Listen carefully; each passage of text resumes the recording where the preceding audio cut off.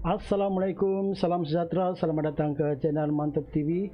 Video kali ini saya akan reaction berkaitan dengan pemadam kebakaran di negara Indonesia. Dan sebelum saya reaction video ini, kita intro dulu.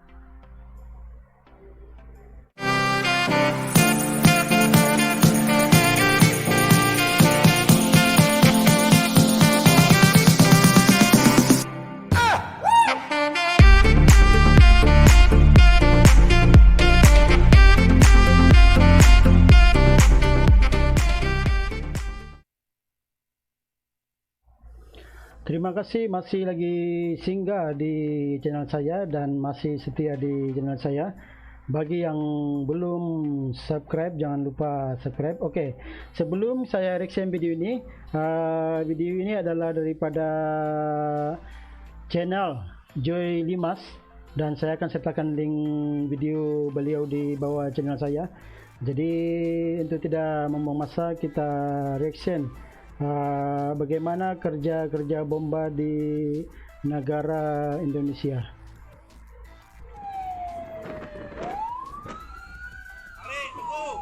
Ini guna jantra apa? Bigfoot.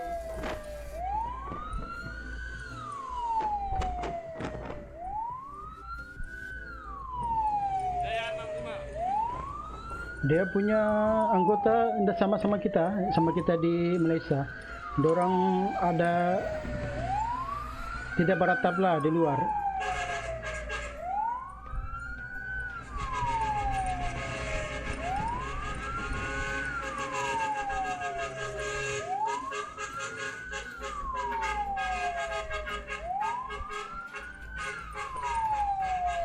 Di sini dia punya penduduk padat. Itu dia punya kebaikan di Indonesia. Setiap sempang mesti ada pak polisi kan. Jadi senanglah jantra ini untuk dia lalu ke tempat kejadian tuh. Apa nih? Macam langgar arus.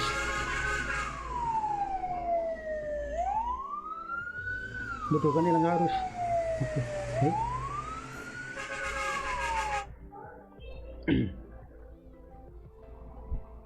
Saya tidak pasti undang-undang di Indonesia sama ada jantra bomba ini boleh melanggar arus ataupun tidak. Dan kita di Malaysia jarang kita nampak bomba langgar arus, dan kena ikut undang-undang di mana laluan jalan tuh. Bomba kena ikut jalan sana, tidak boleh langgar arus. Tapi mungkin di negara Indonesia ini dia punya undang-undang berbeza dengan kita lah di Malaysia. Cuma pendapat saya lah, cara begini boleh menyebabkan benda yang lain berlaku, seperti mungkin kemalangan kepada orang awam, dan kemalangan sendiri kepada anggota bomba. Kita tidak tahu, tiba-tiba ada orang awam ataupun apa dipanggil di Indonesia wasita orang awam.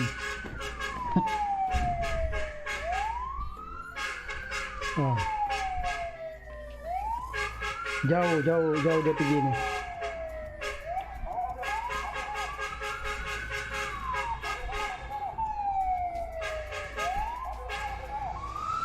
Saya tidak pasti di Indonesia. Dia punya helmet ada pantulan cahaya. Di Indonesia nih, kalau boleh rekan-rekan Indonesia beritahu dengan saya, adakah di negara ini dia punya anggota pemadam api ada KPI? Maksud saya KPI menuju ke tempat kejadian, berapa menit perlu sampai ke tempat kejadian. Kalau di Malaysia begitulah, dia punya cerita kena ada KPI.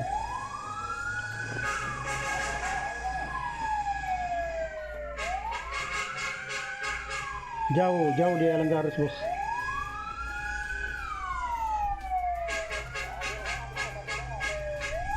Sudah semestinya dia punya pemandu yang sudah terlatih kan.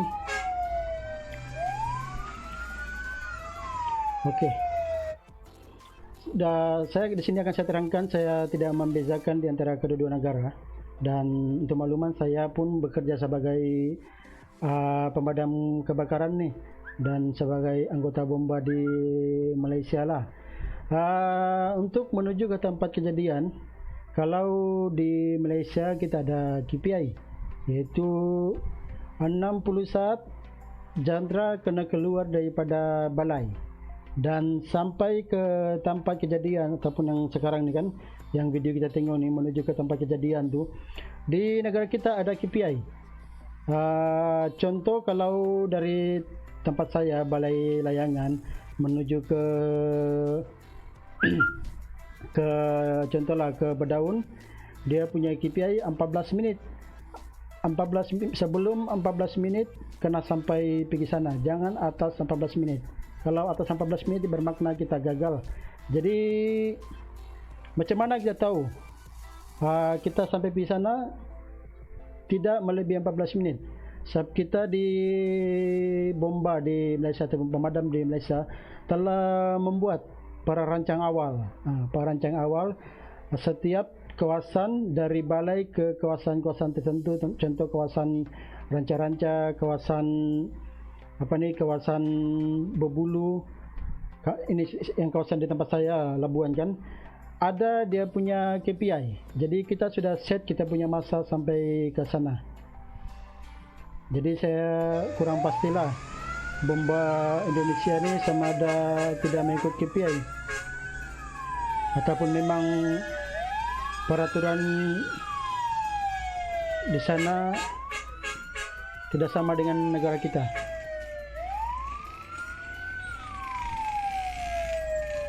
Jauh dia langgar arus. Cuma dia punya kebaikan di Indonesia ni, yang saya nampaklah, setiap dia punya sempang, terutamanya kawasan-kawasan bandar besar, mesti ada dia punya ni pak polisi. Jadi untuk jentera bomba menuju ke tempat kejadian tu, ataupun pemadam kebakaran sampai ke tempat kejadian, dipermudahkan sikit. Sebab kita sedia maklum, Jakarta ni bukannya penduduk sedikit, di antara penduduk paling ramai dunia, Jakarta.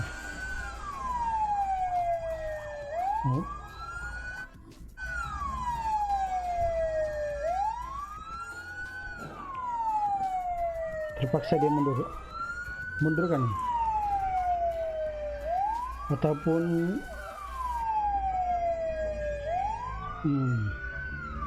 dia menuju, kali ini dia mungkin ke kanan bani kan, lagilah sesak.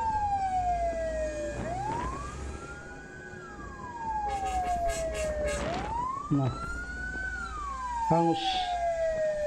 hangus rumah, hangus kilang nih bos. Kalau beginilah dia punya kepadatan. Cuma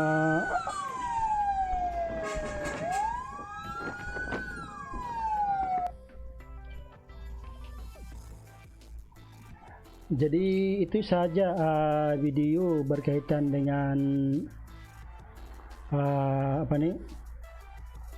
bomba ataupun pemadam kebakaran di negara jiran kita, Indonesia.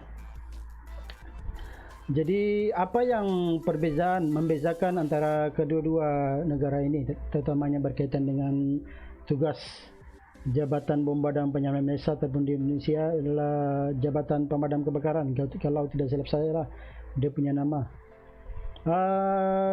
Di sana pertama mungkin dia punya undang-undang membenarkan jentera menuju ke tempat kejadian dibolehkan untuk melanggar arus Tapi di negara saya Malaysia, saya belum pernah nampak lagi undang-undang membenarkan jantera bomba itu melanggar arus, dan kita kena ikut peraturan jalan raya itu. Sebab itu kita di sini di Malaysia telah membuat awal-awal KPI untuk untuk sampai ke tempat kejadian tu. Dan saya lihat video tadi, perbezaan dengan kita di Malaysia kan, bomba Indonesia rasanya belum lagi sampai ke tahap yang seperti yang ada di Malaysia. Di sini saya tidak membandingkan, cuma tahap kemahiran dan kecanggihan bomba di setiap negara itu terpulang kepada kepintaran dia punya penduduk. Kalau penduduk itu terlampau ramai permintaan untuk diselamatkan, dan di mana-mana negara bomba terpaksa upgrade. Contoh di Malaysia, kita di sini bukan sahaja untuk memadam kebakaran, malahan lebih daripada itu, sehingga kan benda-benda yang kecil pun kita selamatkan. Jadi begitulah keadaan perbezaan dengan Indonesia. Mungkin di Indonesia tu dia punya penduduk belum mengharap 100% terhadap bomba. Begitu. Jadi di Malaysia ni bukannya orang awam ni manja, cuma kepercayaan kepada bomba tu mereka rasa selamatlah. Jadi itu yang menyebabkan tugas-tugas bomba di Malaysia ni cukup, bagi saya sendiri anggota bomba kan, bagi saya orang nampak berat, tapi untuk kami yang sebagai anggota ini tidaklah berat sangat, mungkin sudah terbiasa dan anggap itu sebagai permainan harian. Jadi tiadalah rasa tekanan itu. Dari segi tadi saya nampak dia punya baju sama jantra yang Indonesia gunakan di video tadi. Seingat saya video tadi baru dia si Lim post 3 tahun yang lepas lah. Tahu kalau jenis jantra yang Indonesia yang gunakan sekitar tahun 90-an lah, bomba Malaysia gunakan jantra macam itu. Dan sekarang kita telah menggunakan jantra yang mengikut peredaran semasa seperti Atigo, Askinia. Dan dari segi pakaian, seingat saya bomba di Indonesia cuma ada dua pakaian, yaitu pakaian untuk ke padam api dan seingat saya baju biru. Itu saya tidak pasti apa dia punya tujuan. Kalau kita di Malaysia ada 3. Satu pakaian pejabat, satu pakaian dikenali sebagai celoreng, dan ini kita gunakan untuk operasi mengikut kesesuaian kes. Dan ketiga kita gunakan baju api lah, baju kalis api. Jadi